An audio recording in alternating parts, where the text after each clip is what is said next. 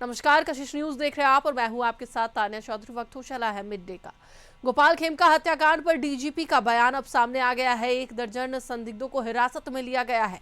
Beur jail में छापेमारी की गई है। कई मोबाइल इनकी जांच चल रही है। जल्द ही हत्यारे तक पहुंच जाएंगे। कई पदाधिकारियों को सस्पेंड भी किया गया है। तो एक बार फिर से आपको बता दें कि गोपाल खेमका हत्याकांड के बाद अब डीजीपी का बयान सामने आया है। उन्होंने बताया कि 1 दर्जन संदिग्धों को हिरासत में लिया गया है, जिनसे पूछताछ चल रही है। बेऊर जेल में छापेमारी की गई थी और कई मोबाइल मिले, जिसकी जांच अब भी चल रही है।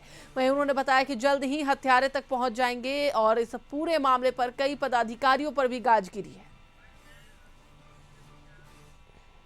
के आधार पे दर्जनों लोगों को हिरासत में लेकर के पूछताछ की जा रही है, जानकारी इकट्ठी की जा रही है और जितने सारे तकनीकी जो अनुसंधान के आयाम है उन सभी पे कार्रवाई की जा रही है।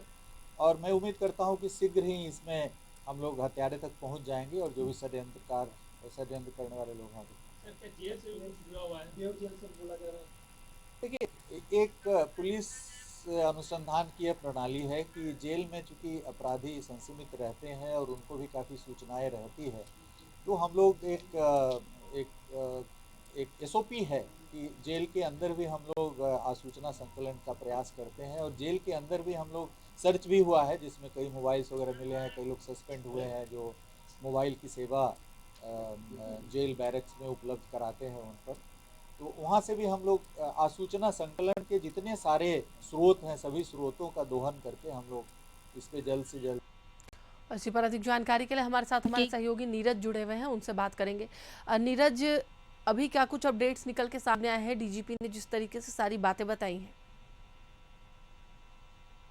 देखिए, डीजीपी ने साफ तौर पे कहा है कि घटना स्थल की अगर बात करें, जहां पुलिस पे सवाल उठ रही है कि विलंब से पहुंची है, उस पर उन्होंने कहा कि कंकड़बाग थाना में यूनिवर्सल अस्पताल के पास में तुरंत पहुंची थी।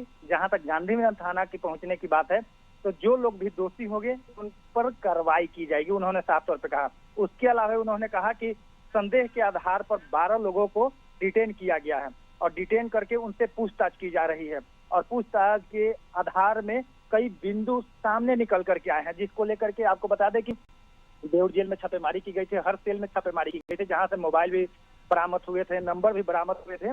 उसको लेकर के उन्होंने, डीजीपी ने स्पष्ट रूप से कहा कि वहां से भी तार जुड़े हुए हैं। इसके अलावा बता दें कि गुंजन खेमका, गोपाल खेमका के जो पुत्र हैं, उनकी 2018 में उनकी भी हत्या की गई थी।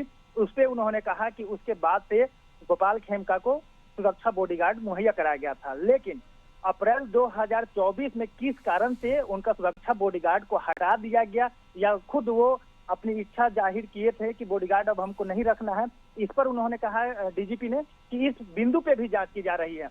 इस पे भी अगर कोई भी दोषी पाए जाते हैं, उनकी सुरक्षा बॉडीगार्ड हटाई गई है, तो उस पर भी कार्रवाई की जाए। तो निश्चित तौर पे कह सकते हैं कि गोपाल खेमका को लेकर के बिहार के डीजीपी ने साफ तौर पे कह दिया है कि अनुसंधान के क्रम में बहुत हद तक आगे पुलिस पहुंच चुकी है। एसआईटी की टीम जांच कर रही है और बहुत जल्द इसका उद्भेदन किया जाएगा। जी, लेकिन नीरज, सबसे बड़ा सवाल ये उठता है कि आखिरकार मोटिव क्या रहा, क्योंकि उनके बेटे की भी हत्या हुई और उनके बेटे के हत्यारे की भी हत्या कर दी गई। लेकिन अब गोपाल खेमका की हत्या हुई है। अब ऐसे में मोटिव जो है वो बहुत इंपॉर्टेंट हो गया है। जब तक पुलिस प्रशासन के तरफ से अगर कोई बयान नहीं आता है, तो ये कहना लाजमी नहीं है, क्योंकि पुलिस के तरफ से ये नहीं स्पष्ट बताया जा रहा है कि गुंजन खेमका की जो हत्या हुई और गोपाल खेमका की फिर अब हत्या हुई, तो इसको लेकर के क्या एक ही कोई व्यक्ति है जो उन पे घात लगाए बैठा था और दोनों लोगों की हत्या उसी तरह से हुई। गोपाल खेमका की हत्या करने वाला एक शूटर आया और शूट किया, फिर स्कूटी पर सवार होकर के निकल गया। और गुंजन खेमका की बात करें तो भी उनका इंडस्ट्रियल एरिया हाजीपुर में हुआ था, उसी तरफ बाइक पे अपराधियों ने आकर के उनकी हत्या की थी। लेकिन पुलिस की तरफ से अगर पूरी स्पष्ट तरीके से बयान या उद्भेदन हो जाता है कि हाँ किस कारण से, उनकी किस रंजिश के कारण हत्या हुई है, तो ये कहना उचित होगा। चलिए, बहुत बहुत धन्यवाद नीरज पूरी जानकारी के लिए। तो एक बार फिर से हम आपको बता दें कि डीजीपी का बयान सामने आया है। उन्होंने बताया कि जल्द ही अब उद्भेदन होगा।